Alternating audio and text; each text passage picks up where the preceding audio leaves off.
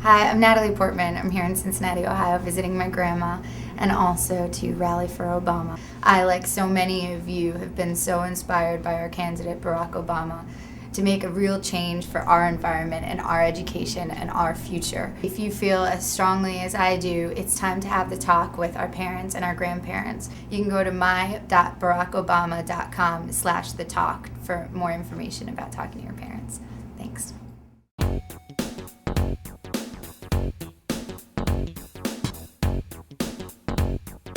I'm Gary Lee. Adam Gitlin. I'm Julie Solomon. Kinjal Mehta. I grew up in Albuquerque, New Mexico. My family is a traditional Korean American family. Hopefully there's nothing wrong with traditional. Well, my family is not very political at all. It was always up to me and my brother explaining what was going on to my parents.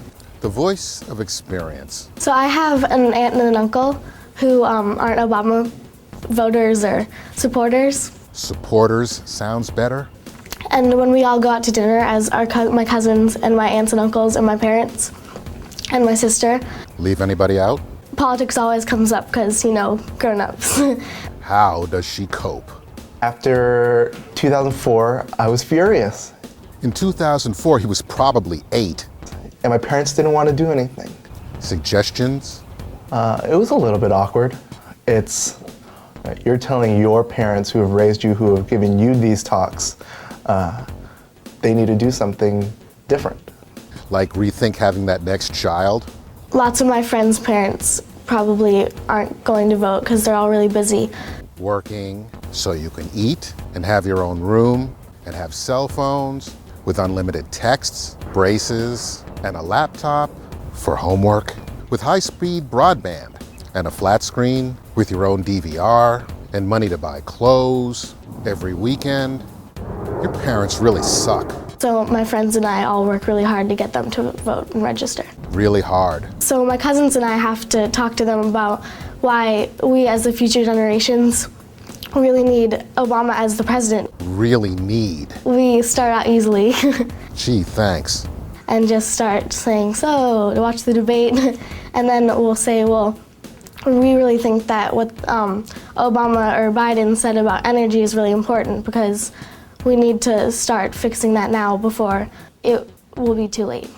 We'd better fix it then. It's more of like sitting down and having this, it almost feels like a parent-child conversation, except I'm the parent and they're the child. And Pay any bills lately, Missy? with me, they're in New York, so I have to do it over the phone, which is horrendous. I'll explain values and principles, and they understand that more than anything else. She's teaching her parents values and principles. Where in New York are they? Rikers Island? For my grandma, Mamush is what I call her, her name. How sweet. I said to her that if you vote for Senator Obama, maybe you don't have to buy me that extra sweater, come the fall. Didn't know you were expecting a second one. Definitely called them a lot. They love the attention.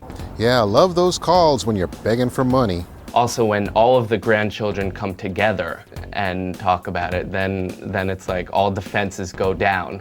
That's called alcohol. I also told them I may not in the future help them with text messaging or TiVo. Is that a threat or a promise? It was a course of conversations, I think. Started with me yelling over the phone at them. Yelling? I yelled at my parents for not registering to vote. Now we know how some kids wind up homeless. And said that they were responsible for letting this country continue to go down its downward spiral. They said, what does it matter? Politics is above, way above us. We're not gonna make a difference anyway. What are you doing? You need to register to vote right now. Barack Obama, turning our kids against us one brat at a time.